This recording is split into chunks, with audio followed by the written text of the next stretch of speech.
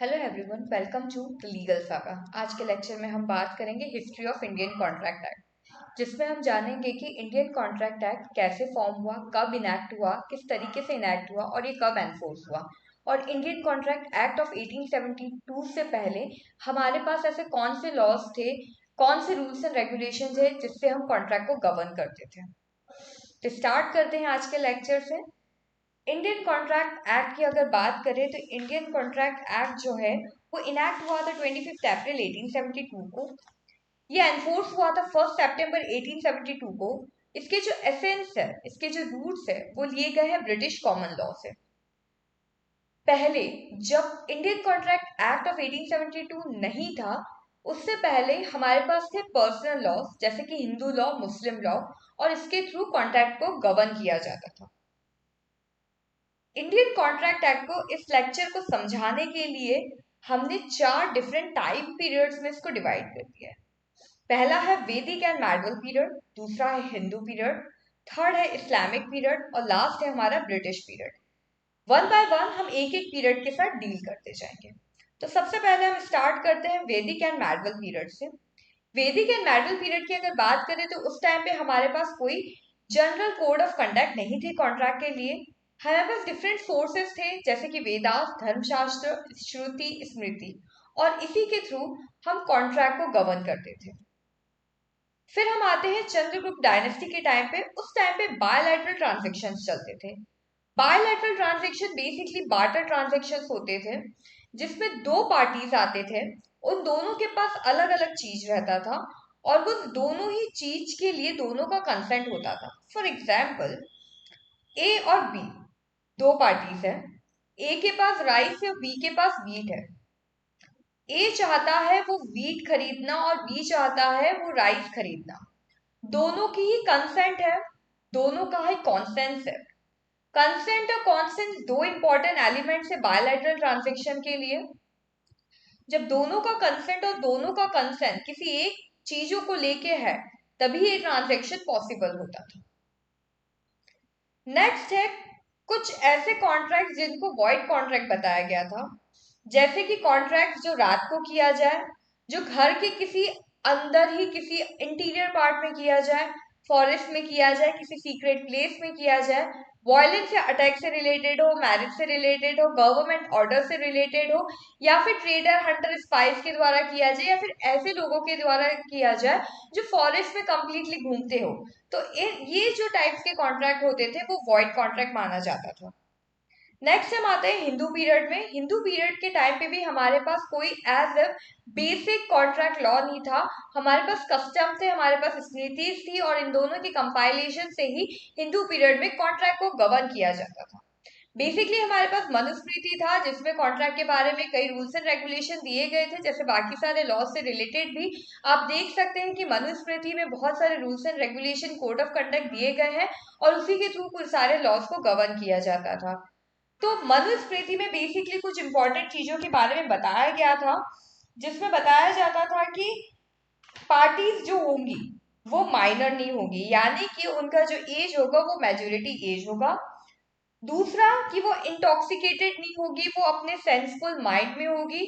और थर्ड है कि वो ओल्ड पर्सन नहीं होंगे। ये 3 लोगों को कॉन्ट्रैक्ट करने की अनुमति नहीं थी, बाकी सब लोग कॉन्ट्रैक्ट कर सकते थे। नेक्स्ट हम आते हैं इस्लामिक पीरियड में, जिस टाइम पे चलता था mountain law of contract. Contract को अरबिक लैंग्वेज में अक्द बोला जाता है। इसके दो बेसिक एलिमेंट्स है। पहला है प्रपोजल, जिसको इजाब बोला जाता है, दूसरा है एक्सेप्टेंस, जिसको कबूल बोला जाता है। यहाँ पे भी कुछ कॉन्ट्रैक्ट्स को वॉइड कॉन्ट्रैक्ट्स माना जाता था। ऐसे 3 टाइप्स के कॉन्ट्रैक्ट थे। सबसे पहला था रिबा अल फदल, यानी कि unlawful excess in exchange of counter value. Second था रिबा अल नजिया, यानी कि अनलॉफुल गेन। अगर आप किसी भी तरीके का अनलॉफुल प्रॉफिट या गेन कर रहे हैं इस कॉन्ट्रैक्ट के थ्रू, तो वो वॉइड रहेगा। और लास्ट वन इज रिबा अल जहलिया, यानी कि अगर कोई डेप्थ वगैरह को सेटल करना है, वहां पे आपको ऑप्शन दिया जाता है, या तो आप डेप्थ को सेटल कीजिए या आपके डेप्थ को इंक्रीज कर दिया जाएगा। तो इस टाइप के कॉन्ट्रैक्ट को वॉइड कॉन्ट्रैक्ट माना जाता था। कुछ ग्राउंड्स भी थे जिससे कॉन्ट्रैक्ट डिसॉल्व हो सकता था। इनवैलिडेशन ऑफ म्यूचुअल अग्रीमेंट, यानी कि अब आपके म्यूचुअल अग्रीमेंट्स जो थे वो अब इनवैलिड हो चुके हैं। वो सेम अग्रीमेंट, जिस अग्रीमेंट को लेके, जिस चीजों को लेके आपके म्यूचुअल कंसेंट थे, अब वो एग्जिस्ट नहीं करते हैं, तो वो डिसॉल्व हो सकता है कॉन्ट्रैक्ट।